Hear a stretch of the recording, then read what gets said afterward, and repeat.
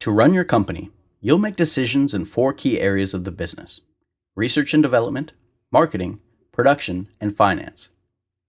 In research and development, or R&D, you are responsible for creating products that meet your customers' demands. You can revise your current products by adjusting the performance, size, and/or MTBF.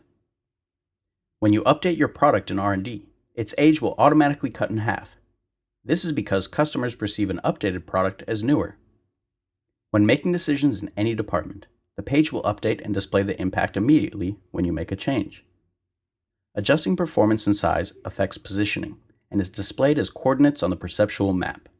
The circles on the map represent positioning expectations for each of the customer segments. Review the customer buying criteria to see the ideal position for traditional, low-end, high-end, performance, and size customers. At the beginning of the simulation, all companies start with one product positioned in each segment. As the simulation progresses, these segments will drift away from each other, requiring strategic R&D decisions from all competitors.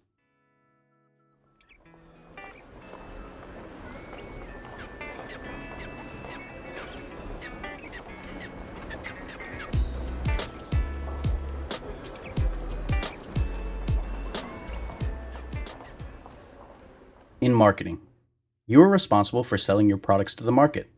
You can set the price, promotion budget, and sales forecast for each product.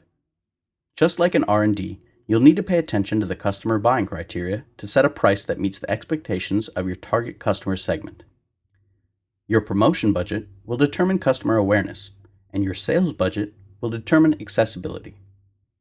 Awareness and accessibility are additional factors that will influence customers' decision to buy your product versus a competitor's. Your sales forecast is a projection you must make that estimates how many units you expect your product to sell. This projection should be based on your product strategy and analysis of the market and your competitors. Developing an accurate forecast is important because your decisions in production and finance rely on this number.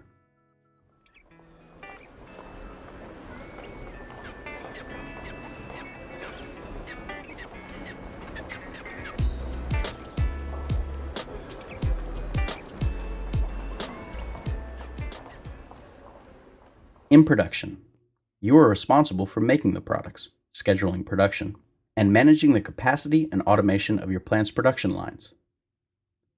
When scheduling production, select the product and decide how many units to make.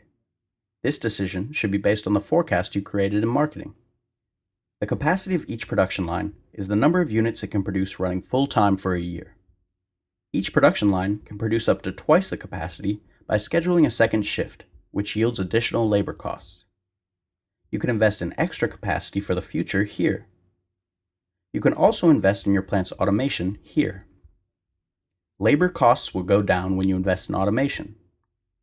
Both capacity and automation investments require a full year to take effect.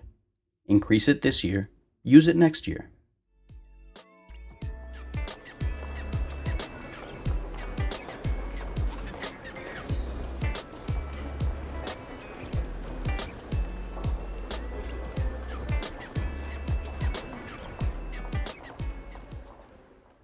Finally, in finance, it's your responsibility to ensure the company has enough cash to run the business throughout the year.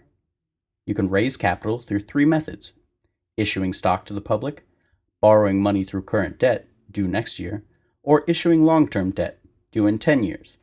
You can also retire debt, buy back stock, or issue dividends.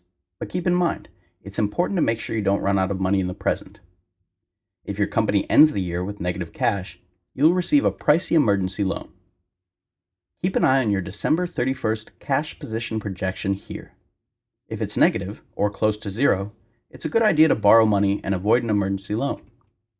One thing to remember: the December 31st cash projection assumes that the sales forecast that you made in marketing is accurate. If you sell less than you forecasted, your cash position will be less as well.